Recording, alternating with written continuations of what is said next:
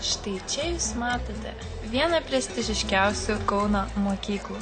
Kiek čia daug galima pamatyti sportiškų jaunuolių. Kaip gražu, pagalvoju savo mintise.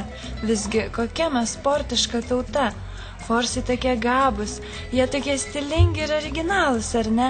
Treningai iškilai – puiku, treningai vakarėliui – patogu, treningai susitikimams – praktiška, treningai mokyklai – netgi taupu, treningai pasivaikščiojimams – geriau ir nesugalvosi, treningai oficialiems susitikimams – originalu.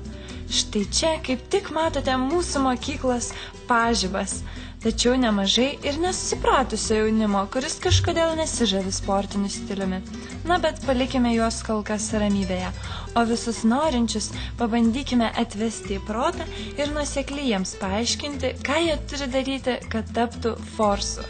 Pirmas žingsnis – apranga. Jūs tik pažiūrėkite į mūsų modelius.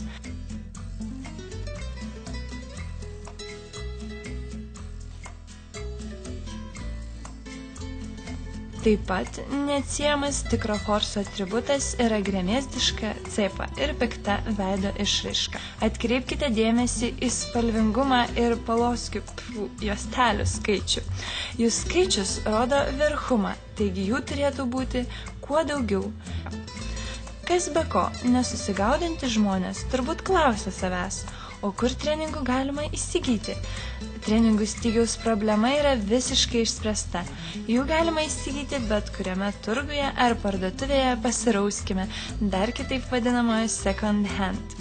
Jei ieškosite savo išeiginio treningo, būtų geriau, kad jis išsiskirtų savo spalvingumu, taip pat juostelių skaičiumi ir būtų su kokios nors garsios firmos ženklu, pavyzdžiui, Audimas, Adidas, Nike ir kitais.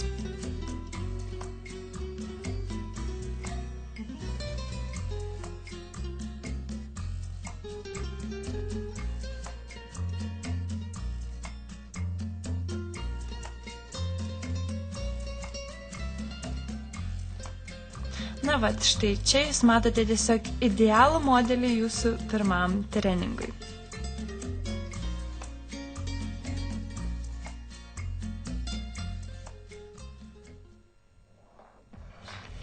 Na, o dabar apie eiseną. Forsų eisena irgi pilna įvairiausių subtilybių. Einant gatve rankų mostais reikia parodyti savo galią, bico apimtį. Labai svarbu rezervuoti kuo didesnį plotą aplink save. Tai reikalinga pademonstruoti, kokia jūs laisva ir nevaržoma asmenybė. Einant šaligatviu rekomenduotina rezervuotis 4 plyteles. Štai pažiūrėkite į mūsų manekeną, kaip tik 4 plytelės. Tik kojų neišskėskite per plačiai, kad nieks nepagalvotų, jog esate gaidys. Taip pat svarbus forsiško sveikinimosi procesas. Na, o dabar apie merginas. O, štai ir mūsų merginos.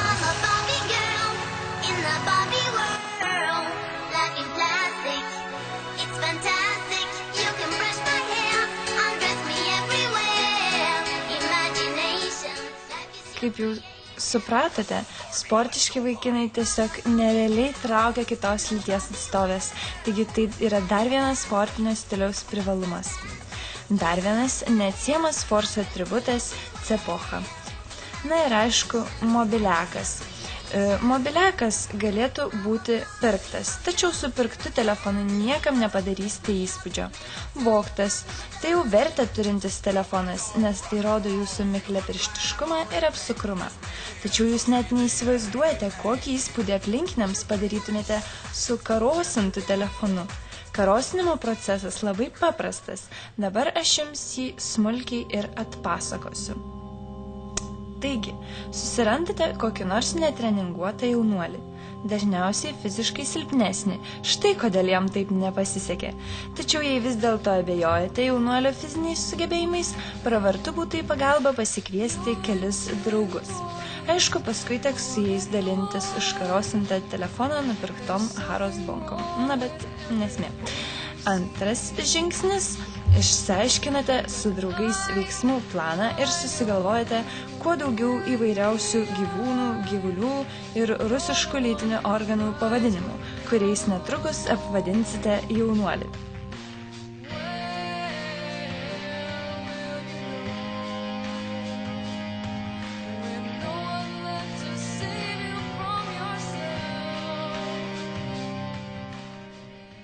Tuomet prieinate prie jaunuolio ir užmezgate malonų pokalbį. Svarbu šnekėti neišraiškingai, atrodyti kuo grėsmingiau.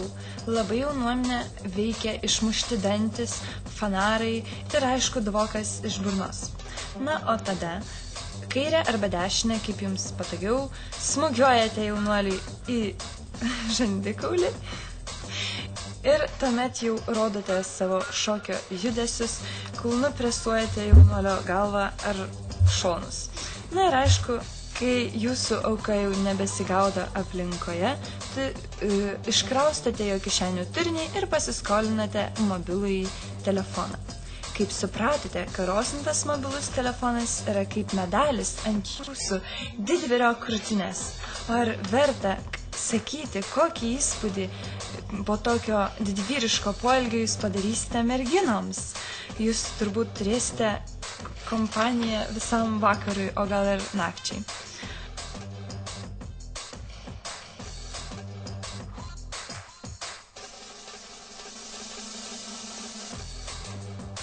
Na, dabar apie klausomą muziką.